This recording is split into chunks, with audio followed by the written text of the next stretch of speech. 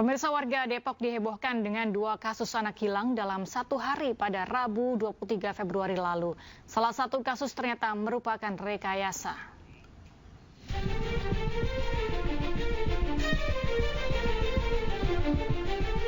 Dua kasus anak hilang dalam satu hari menghebohkan warga Depok. CR hilang saat sedang berada di rumahnya di kawasan Krukut Limo. Sementara anak lainnya A hilang usai pulang sekolah di kawasan Cinere. Kasih-Humas Polres Metro Depok, AKP Yuni menjelaskan CR ditemukan di kawasan Blok M usai naik angkot dari rumahnya saat ibunya sedang menyuci pakaian. Kemudian dibujuk oleh tetangganya yang kebetulan menemukan CR serta satpam mal, kemudian diantarkan pulang. Sementara A dilaporkan hilang usai pulang sekolah dan tidak ditemukan dimanapun. Pihak kepolisian pun menemukan A di rumah kerabat ibunya di kawasan Pondok Ranji Ciputa. Diketahui, A sengaja dititipkan sang ibu untuk kemudian direkayasa menjadi penculikan agar sang ayah yang sedang berada di Bali segera pulang. Kami mohon maaf atas kejadian yang sudah terjadi yang merasakan pihak sekolah, orang tua, murid, dan masyarakat. Dua kasus hilangnya adalah kasus penculikan, melainkan masalah internal keluarga kami dua. Sangat merindukan papahnya agar papahnya segera pulang untuk menganiaya. Terima kasih, mohon maaf sekali lagi. Peran dari ibunya bahwa sampai sore itu tidak kembali, dia tidak ada di sekolahnya. Setelah dia jemput ternyata itu keluar, setelah selesai keluar dan menunggu di luar. Ternyata dicari nggak ada. Setelah dibuatkan laporan dan ditemukan oleh tim dari Polda, ternyata anaknya itu dititipkan ke saudaranya. Ternyata setelah diselidiki ternyata pernah ada penyampaian kepada ibunya bahwa dia kangen sama ayahnya karena sudah lama nggak ketemu, dia kangen. Terus ibunya sarankan, katanya ya udah kamu pura-pura hilang aja, mungkin nanti orang tuanya, bapaknya bisa mengetahui dan datang. Jadi itu hanya rekayasa saja. Pihak kepolisian pun menegaskan bahwa kedua kasus tersebut bukanlah kasus penculikan anak yang selama ini ramai di media sosial. Dari Depok, Jawa Barat, Iyung Rizky, iNews melaporkan. Pemirsa, viral di media sosial kondisi jembatan penyeberangan orang dan halte di Cakung, Jakarta Timur yang kondisinya memprihatinkan dan membahayakan. Sejumlah plat besi hingga atap halte berkarat tidak terawat. Bahkan sebagian hilang dicuri orang yang tak bertanggung jawab.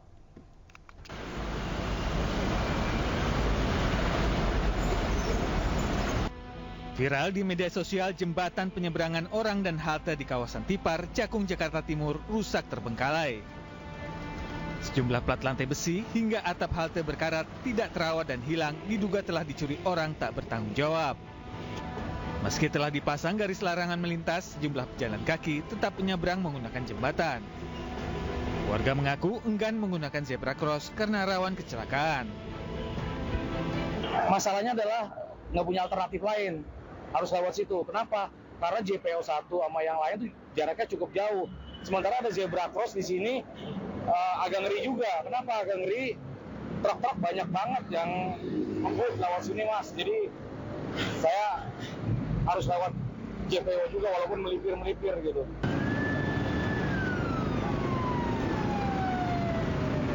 Menerima banyak aduan dari masyarakat terkait rawan kecelakaan, anggota DPRD DKI melakukan sidak jalan rusak di Jalan Layang Lejen S. Parman, Grogol, Petamburan, Jakarta Barat.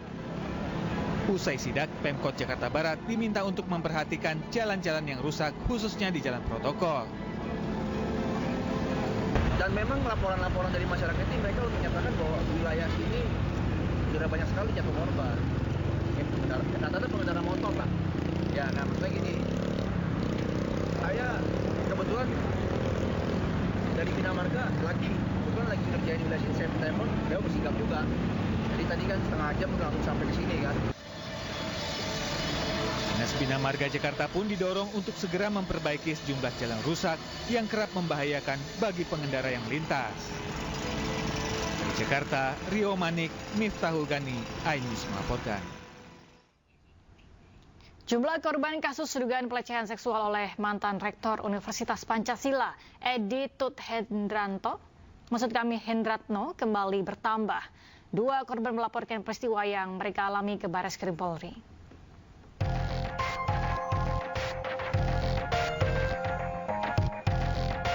Kedua korban kasus dugaan pelecehan seksual oleh mantan Rektor Universitas Pancasila datang didampingi kuasa hukumnya di gedung Bareskrim Polri Jakarta Selatan.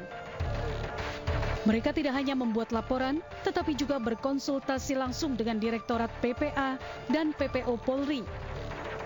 Menurut kuasa hukum korban, peristiwa yang dilaporkan kliennya mencakup pelecehan verbal yang terjadi di salah satu mal serta pelecehan fisik yang terjadi di Jakarta Selatan pada tahun 2019 silam. Kedua korban yang melaporkan kali ini bukanlah pegawai Universitas Pancasila, melainkan pegawai swasta. Selain memberikan keterangan, para korban juga menyerahkan sejumlah bukti seperti rekaman CCTV dan pesan teks yang menguatkan laporan mereka. Nah, memang di awal kita sudah sampaikan bahwa ada 9 korban. Dan dari 9 itu kan baru 2 yang melapor, sekarang sudah ada 2 lagi. Jadi mudah-mudahan dengan tambahnya korban ini, penyidik Polda itu bisa yakin gitu bahwa ya memang benar ini memang peristiwa pidana dan dapat segera menentukan siapa tersangkanya. Yang tentu ya kami yakin tersangkanya adalah ETH. Keterangan yang ahli berikan itu masih kurang tegas soal itu. Oleh sebab itu dari Mabes Polri dalam hal ini PPA ini sudah melakukan asistensi supaya ada penegasan lagi agar mereka lebih yakin. Lebih yakin bahwa ini suatu peristiwa pidana dan dapat menentukan segera. Proses selanjutnya kami sudah melakukan penyampaian terhadap PPA Bareskrim Mabes bahwa setelah ini kami akan mengajukan permohonan gelar khusus di Mabes Polri agar perkara ini dapat duduk sebagaimana mestinya. Karena yang kami lihat dan kami curigai bahwa ada sesuatu yang tidak benar dengan PMJ. Sebelumnya mantan Rektor Universitas Pancasila Edi Tut Hendratno dilaporkan terkait dugaan pelecehan seksual terhadap mantan stafnya RZ dan DR. Polisi telah meningkatkan status perkara dugaan pelecehan seksual tersebut ke tahap penyidikan, namun polisi belum menetapkan Edi sebagai tersangka. Dari Jakarta, Rizky Falupi, iNews melaporkan. Pemirsa, Majelis Ulama Indonesia atau MUI mendesak pemerintah segera menuntaskan temuan sejumlah produk jajanan anak yang mengandung babi namun berlabel halal. MUI menilai kasus ini merupakan persoalan serius yang menyentuh aspek keagamaan sekaligus dugaan pembohongan publik.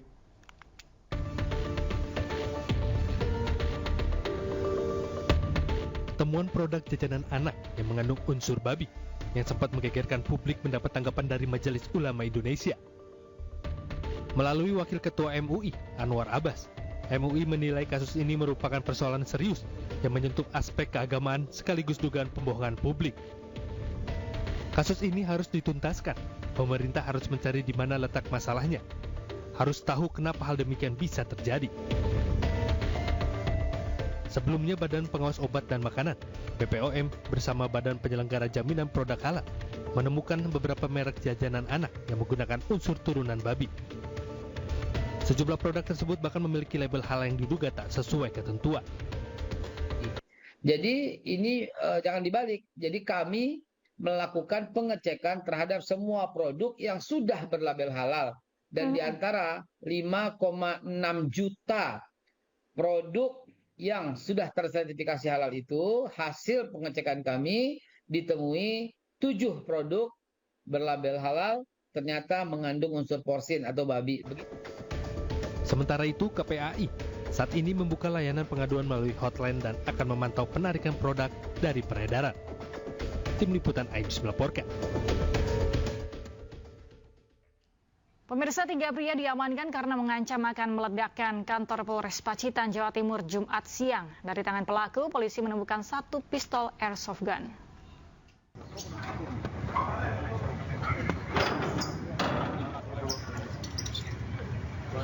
Pindah.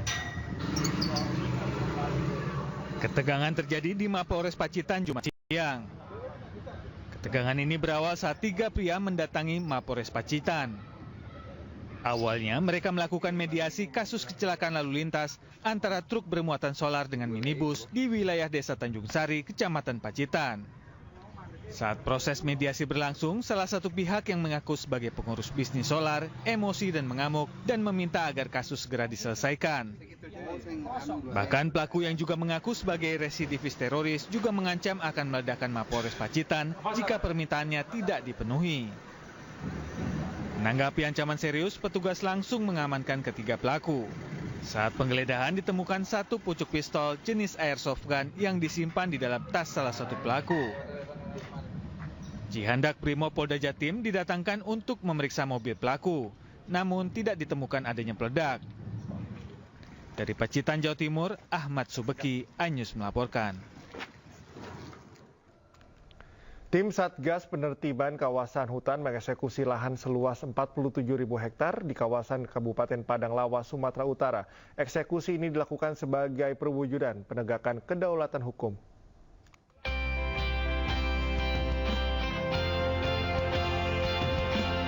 Tim Satuan Tugas Penertiban Kawasan Hutan atau PKH yang terdiri dari Kejaksaan RI, TNI, Polri, serta kementerian dan lembaga terkait mengeksekusi lahan seluas 47.000 hektar di Kabupaten Padang Lawas, Sumatera Utara, Jumat siang. Lahan yang sebelumnya dikuasai oleh keluarga mendiang DL Sitorus dan selama 18 tahun tak kunjung dieksekusi secara fisik, kini telah resmi diambil alih negara. Berdasarkan putusan Mahkamah Agung yang telah berkekuatan hukum tetap.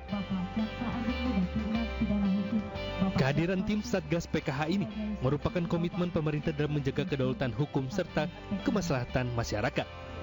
Ya, pada hari ini jaksa eksekutor telah melaksanakan eksekusi secara fisik terhadap lahan seluas 47.000 hektar berdasarkan keputusan Mahkamah Agung nomor 2642K 2006 tanggal 12 Februari 2007. Oleh karenanya terhadap putusan Mahkamah Agung ini telah berkekuatan hukum tetap.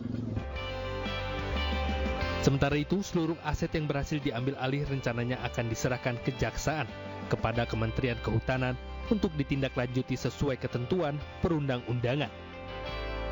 Dari Padang Lawas, Sumatera Utara, Rizky Iqbal, iNews melaporkan. Ke informasi lain, pemirsa, buka kegiatan Jambore Karhutla Riau 2025, Kapolri Jenderal Polisi Listio Sigit Prabowo berjanji menindak tegas para pelaku pembakaran hutan dan lahan, mengingat tantangan serius Karhutla yang menjadi ancaman setiap tahunnya. Dalam amanatnya, Jenderal Listio Sigit Prabowo menyatakan Polri tetap fokus pada penegakan hukum terhadap para pelaku pembakaran lahan. Para pelaku akan ditindak secara tegas sebagai ultimatum remedium guna memberikan efek jera. Menurut Kapolri, dampak Karhutla tidak hanya merusak ekosistem, tetapi juga menimbulkan kabut asap yang mengganggu kesehatan masyarakat, serta berdampak lintas provinsi bahkan lintas negara. Sepanjang tahun 2024, luas lahan yang terbakar di Indonesia mencapai 376.000 hektar. Dan khusus Provinsi Riau tercatat 11.000 hektar lahan terbakar dan menempatkan wilayah ini pada peringkat ke-11 nasional. Pilihan kita, Jambore. Kegiatan ini tentunya bagian dari upaya pemerintah Riau untuk mempersiapkan diri menangkal terkait dengan potensi ancaman karhutla, karena kita tahu bahwa dalam beberapa bulan ke depan akan terjadi musim kemarau yang cukup ekstrim dan tentunya pemerintah resmi membubarkan Satuan Tugas Pembangunan Infrastruktur Ibu Kota Negara Nusantara. Hal itu dilakukan karena keberadaan Satgas Pembangunan IKN saat ini dinilai tidak terlalu dibutuhkan.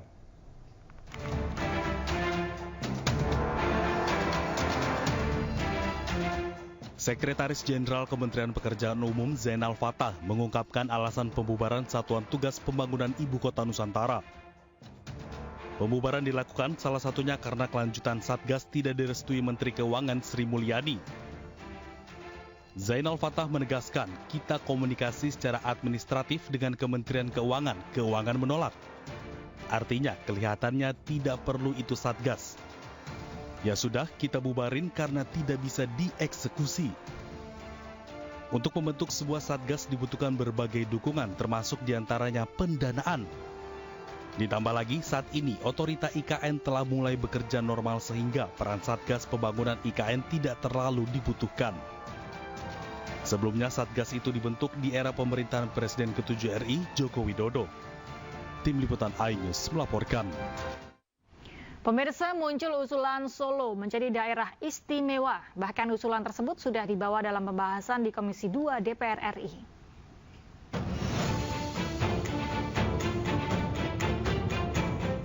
Pemerintah melalui Kementerian Dalam Negeri mulai merespon adanya usulan Solo menjadi daerah istimewa Surakarta, di mana pemerintah akan melakukan kajian dahulu kriteria atas usulan tersebut.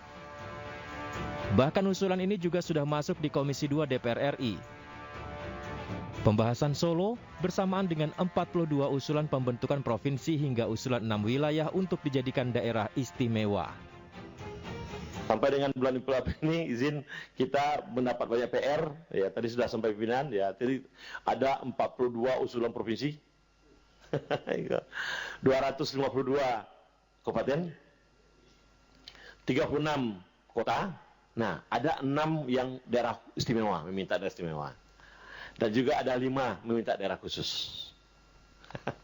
Tentu izin sekali lagi, ini adalah PR kita bersama karena undang-undang mengamanatkan agar pemerintah dan DPR untuk melakukan langkah-langkah evaluasi ke depan.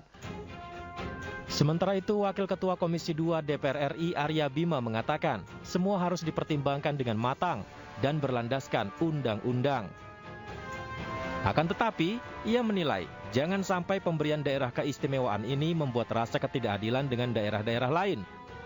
Seperti Solo yang minta pemekaran dari Jawa Tengah dan mengusulkan diri menjadi daerah istimewa Surakarta. Tim Liputan iNews melaporkan. Wacana Solo diusulkan menjadi daerah istimewa kembali diperbincangkan. Namun menurut Wakil Wali Kota Solo, hal tersebut masih didiskusikan. Wakil Wali Kota Solo Astrid Widiani mengaku belum membahas mengenai usulan yang terkait dengan wacana Solo menjadi daerah istimewa. Menurutnya, hal ini masih dipelajari dan akan menjadi diskusi bersama Wali Kota Respati Ardi. Pemerintah Kota Solo sedang berupaya membuat Kota Solo menjadi pusat di wilayah-wilayah penyangga di kabupaten sekitar. Pihaknya juga mendorong adanya aglomerasi Solo Raya untuk menguatkan posisi Kota Solo. Tidak hanya dari sisi letak atau geografi saja, tapi juga bagaimana Solo yang terbatas sumber daya alamnya. Kami belum membicarakan sejauh itu. Mungkin nanti usulan yang terkait dengan daerah istimewa Surakarta akan kami pelajari dan selebihnya tentunya akan menjadi diskusi kami pribadi dan Mas Wali Kota. Kalau pemerintah sendiri memandang urgensi dari usulan itu seperti apa sih? Mungkin dalam konteks saat ini yang sedang kami jalankan juga adalah bagaimana Surakarta ini menjadi pusat atau hub dari wilayah-wilayah penyangganya, yang kami juga dorong sebuah pendekatan aglomerasi Solo Raya, di mana hal ini tentunya bisa menguatkan posisi Solo tidak hanya dari sisi letak atau geografi saja, tetapi juga bagaimana Solo yang terbatas sumber daya alamnya. Dan kami fokus di sumber daya manusianya, semua potensi investasi bisnis ada di Solo, ini nanti bisa bergerak ke sana. Untuk selebihnya kami belum. Lalu seperti apa tanggapan masyarakat Solo terkait usulan Solo menjadi daerah istimewa? Berikut liputannya. Seperti apa memang saya belum paham, tapi ya tetap harapannya seandainya jadi istimewa ya bisa membawa perubahan untuk warganya menjadi lebih baik dan menguntungkan ke para pengusaha. Kalau saya pribadi, insya Allah setuju sih, setuju banget. Karena kesempatan ini mengingat kalau di Jogja ada keraton Jogja, di Solo ada 2 keraton. Mangkunegaran dan Kasunanan. Otonomi daerah amat sangat dibutuhkan. Apapun itu, baik di struktural organisasi, di struktural birokrasi pun saya rasa itu tetap sangat diperlukan. Ya, kalau itu lebih baik juga mendukung. Semoga Solo lebih maju, jadi masyarakatnya juga berkembang lebih. Dalam rapat dengar pendapat Komisi 2 DPR RI dengan Dirjen Otda Kemendagri disebutkan bahwa moratorium pemekaran daerah yang belum dicabut serta peraturan pemerintah tentang penataan daerah otonom dan desain besar penataan daerah yang belum terbit menjadi alasan pemekaran sejumlah daerah yang belum diajukan dan belum juga terlaksana. Apa yang terjadi dengan rancangan peraturan pemerintah tentang penataan daerah dan juga rancangan peraturan pemerintah tentang desain besar otonomi daerah. Walaupun ini kedua RPP ini sudah diamanatkan di dalam Undang-Undang 23 2014 khususnya di pasal 31 dan sampai dengan pasal 56 next ya. Di sini dijelaskan bahwasanya sebagaimana tadi Pak Pimpinan sudah sampaikan di pasal 55 terkait dengan penataan daerah harus disiapkan dalam dua produk hukum, yaitu produk hukum tentang penataan daerah dan RPP tentang desain besar penataan daerah. Memang saat ini, tunggu sebentar, kedua RPP tersebut belum ditetapkan, ya, menyesuaikan dengan kebijakan-kebijakan pemekaran daerah yang saat ini sesuai dengan usulan dari Ketua Dewan Pertimbangan Otonomi Daerah pada tanggal 2 September 2016 yang lalu, Ketua DPOD yang juga adalah Wakil Presiden Republik Indonesia memutuskan untuk melanjutkan kebijakan moratorium pemekaran daerah, sehingga sejatinya Pak Pimpinan kami sudah siapkan sebetulnya kedua draft itu 2016 yang lalu sesuai dengan amanat undang-undang, ya sudah disiapkan satu RPP tentang desain besar otonomi daerah dan juga RPP tentang penataan daerah pada tahun 2016 yang lalu. Tapi sekali lagi ketika kita akan melanjutkan ini tentunya dibawa ke forum yang namanya Dewan Pertimbangan Otonomi Daerah, yang ketuanya adalah Bapak Wakil Presiden. Dan ketika itu Pak Wakil Presiden mengatakan